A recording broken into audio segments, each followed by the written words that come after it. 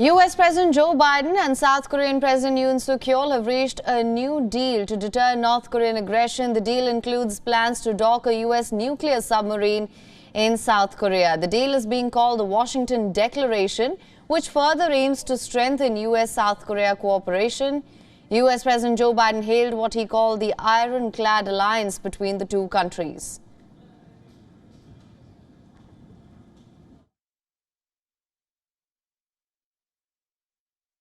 Thank you all.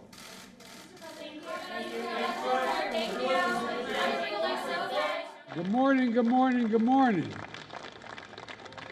What a beautiful day to invite great friends back to the White House.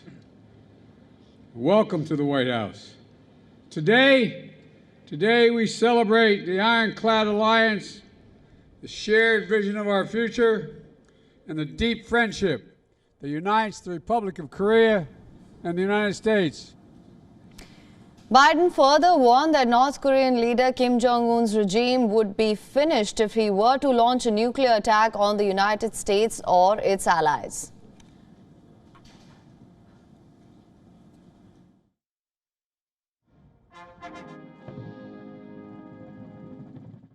Nuclear attack by North Korea against the United States or its allies or partisans or partners is unacceptable and will result in the end of whatever regime were to take such an action. South Korean President Yoon Suk Yeol, who was on a 6-day visit to the United States of America, said that the peace with North Korea would come through strength and vowed that any response to a nuclear attack would include U.S. atomic weapons. Yoon further said the new commitment by the alliance includes plans for establishment of a nuclear consultative group and improved sharing of information on nuclear and strategic weapons operation plans. 한미 양국의 이번에 워싱턴 선언에서 구체화되어 있는 확장 억제의 강화와 그 실행 방안은 과거와는 다른 것입니다. 먼저 이를 논의하고 실행하는 NCG라고 하는 핵협의 그룹을 출범을 시키고 실시간 정례적으로 정기적으로 논의를 하면서 양국의 핵 자산에 관한 정보의 공유, 또 여러 가지 상황에 대한 정보 공유, 그리고 그 대응 방안에 관한 공동 기획과 또 관련된 훈련과 연습에 관한 이런 공동의 이 실행, 이런 것들을 조금 더 강화하고 구체화해서 U.S. President Joe Biden and First Lady Jill Biden also welcomed South Korean President Yoon Suk Yeol and his wife came to the White House for a state dinner. The state visit comes as U.S. and South Korea mark the 70th year of the country's alliance. That began at the end of the Korean War, where Washington helped Seoul defend itself from Pyongyang.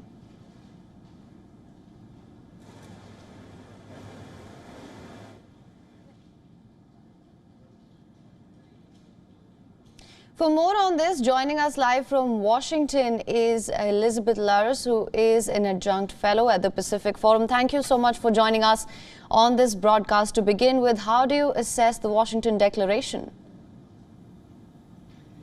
The Washington Declaration is really a significant advancement in U.S.-South Korean relations. As North Korea becomes more dangerous and more provocative, the United States and South Korea really do need to present a united front. As you know, President Biden has ordered, for the first time in 40 years, a nuclear missile submarine to South Korea. And so it's very important that the United States and South Korea are in sync. President Yoon's predecessor tried very hard to make friendly overtures to the North Korean regime, but he didn't get a lot of success in the sense that it did not enhance the security of South Korea. And Washington had real problems with his predecessor for that sunshine type approach toward the North.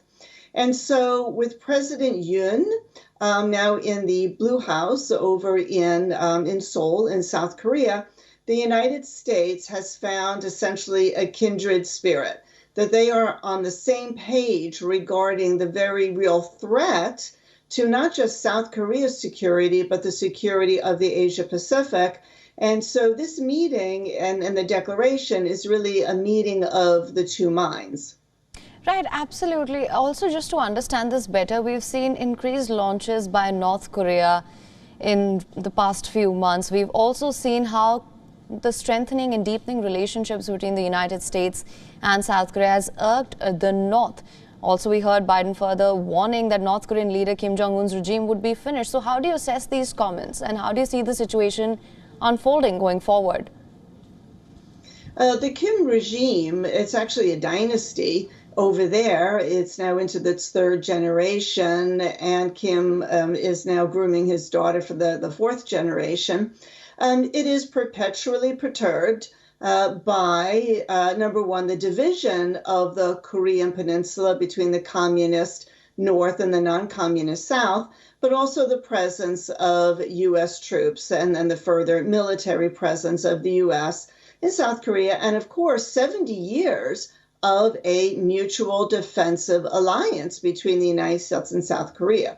And so the North is going to continue to be belligerent in its behavior, provoking a response from South Korea and the United States, then which further motivates North Korea. And so what's most important to the Kim regime is staying in power. And that is why the regime has nuclear weapons. It sees what happens when you give up nuclear weapons or you give up nuclear weapons programs. You get taken over or you get defeated. And so he has the weapons to protect his regime. It would be absolute lunacy to use those weapons because, as President Biden said, then the retaliation would be so unbelievably catastrophic that not only would it take down the regime, but it would take down the entire leadership of that country. All right. Now, also, as I mentioned earlier, there are plans for an establishment of a nuclear consultative group as well. How do you assess the efficacy of a group as such? It remains to be seen. Something needs to be done. If you go back several years, we're talking about a dozen years. The United States, China, Japan, South Korea, Russia were engaged in what was called six-party talks. And those talks were to either denuclearize the Korean Peninsula or at least freeze North Korea's nuclear program. And you can see that over time there was not much success. So this is why we are where we are today, because there hasn't been a lot of success. And so, governments are looking at how do we deal with this really sticky wicket? How do we deal with a nuclear North Korea? Right, absolutely. Elizabeth Lars, thank you so much for joining us on this broadcast with your insights on this. You're welcome. WION is now available in your country. Download the app now. Get all the news on the move.